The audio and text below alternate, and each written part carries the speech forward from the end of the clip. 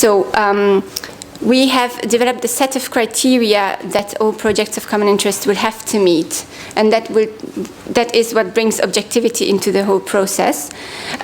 We have the general criteria, first of all, that all projects, they have to contribute to the implementation of the priority corridors or areas, and that project, they have to benefit at least 2 member states, either by directly crossing 2 member states or by being located in the area of 1 member state, but nevertheless having a cross-border impact. The specific criteria, on the other hand, they are directly derived from the energy and climate policy objectives. So they evolve around market integration, competition, sustainability, integration of renewables, interoperability, flexibility, and especially in the case of gas, diversification of supply sources, counterparts, and routes. What we also propose in this regulation is a cost-benefit analysis, which maybe sounds very obvious, but it's something that hasn't been done so far. So we would like the ENSOs, so the European Network of Transmission System Operators, to come up with a methodology that then can be applied at a European level on the 10-year network development plans that the ENSOs elaborate every 2 years. And on the other hand, on specific projects when it comes to their regulatory treatment, and also, if they're mature enough, also for the project selection, so in an early phase. We suggest also a series of indicators to measure these criteria, and also some ranking to be done in the regional context based on the urgency of projects, the number of member states that are benefiting, and the complementarity of projects, which is especially important for electricity. So if I may summarize kind of the architecture of projects, there is the widest category of projects that are included in the 10-year network development plans that are currently already produced by the European networks of transmission system operators. However, in an early phase, so for the first round of project identification, we would like to open up this circle to some other projects that have not yet been taken into account in those plans, because there may be several reasons at that stage which may have prevented them from being included. So there would be a smaller group of projects that would be the famous projects of common interest, the ones that will be identified in the regional approach that I have just illustrated. And these projects would have a series of rights and obligations, so to say. First of all, they would have the right to access the accelerated permit granting procedures. I'm going to talk about this a bit more in detail on my next slide.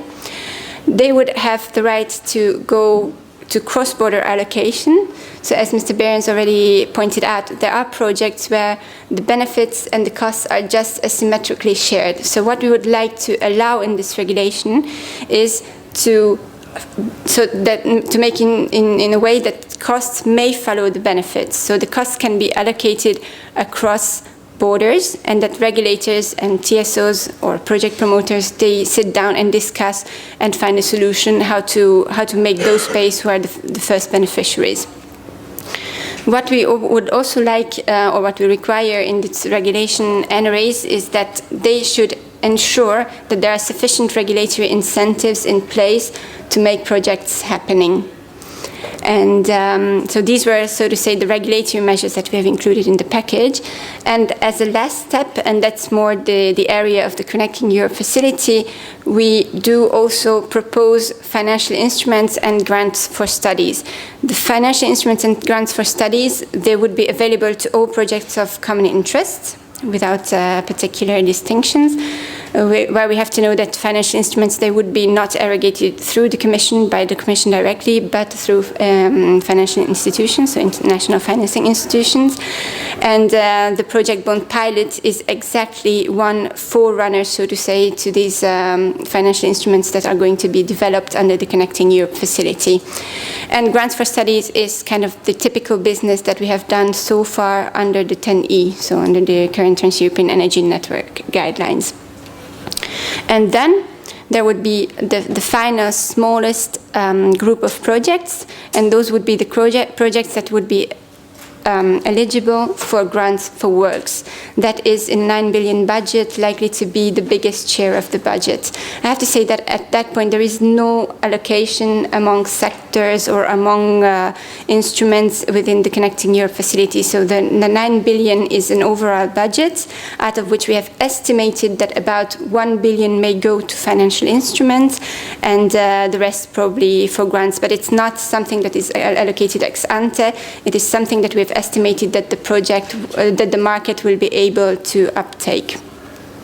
So the grants for works, they would be limited for very exceptional cases, only there where there are positive externalities linked to a project, but the project at the same time, after all regulatory solutions have been exhausted, so that's why this little arrow from the cross-border cost allocation, the project still has no commercial viability.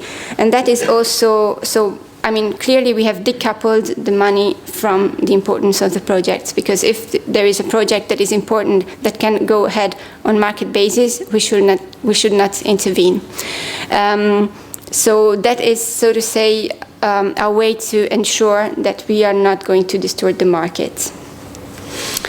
So the permit granting, just very quickly, what we propose here is a priority status for all projects of common interest. So this status would establish the public interest and the necessity from an energy policy perspective in the member states. And we also ask member states to streamline their environmental impact assessment procedures.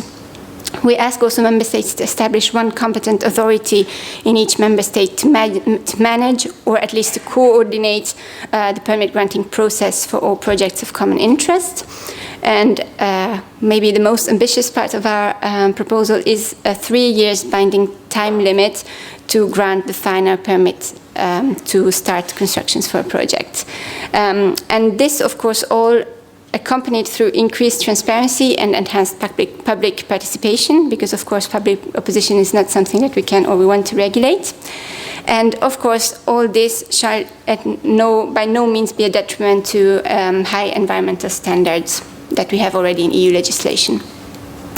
And that takes me to my final slide. So we have kept some or introduced some measures that have been there in the past or that we thought important.